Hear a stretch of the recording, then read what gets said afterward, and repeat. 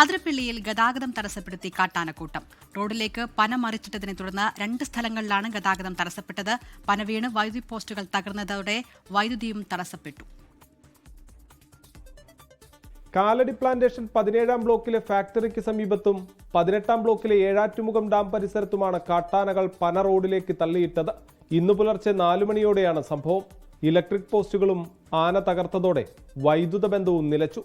നാട്ടുകാർ ചെക്ക് പോസ്റ്റിൽ വിവരമറിയിച്ചതിനെ തുടർന്ന് യാത്രക്കാരെ ചെക്ക് പോസ്റ്റിൽ തടഞ്ഞു. ഡാം പരിസരത്ത് പന മറിച്ചിട്ട് റോഡിൽ നിലയുറപ്പിച്ച കാട്ടാനക്കൂട്ടം ഏറെ നേരം ഗതാഗതം തടസ്സപ്പെടുത്തി.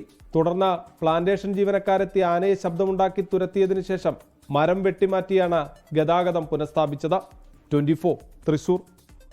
ലോകത്തെവിടെയായാലും ഏത് സമയത്തും 24 വാർത്തകളും ഓഗ്മെന്റഡ് റിയാലിറ്റി പാക്കേജുകളും എക്സ്പ്ലെയിനറുകളും വിശദമായി കാണാൻ ഞങ്ങളുടെ യൂട്യൂബ് ചാനൽ നിങ്ങൾക്ക് സബ്സ്ക്രൈബ് ചെയ്യാം.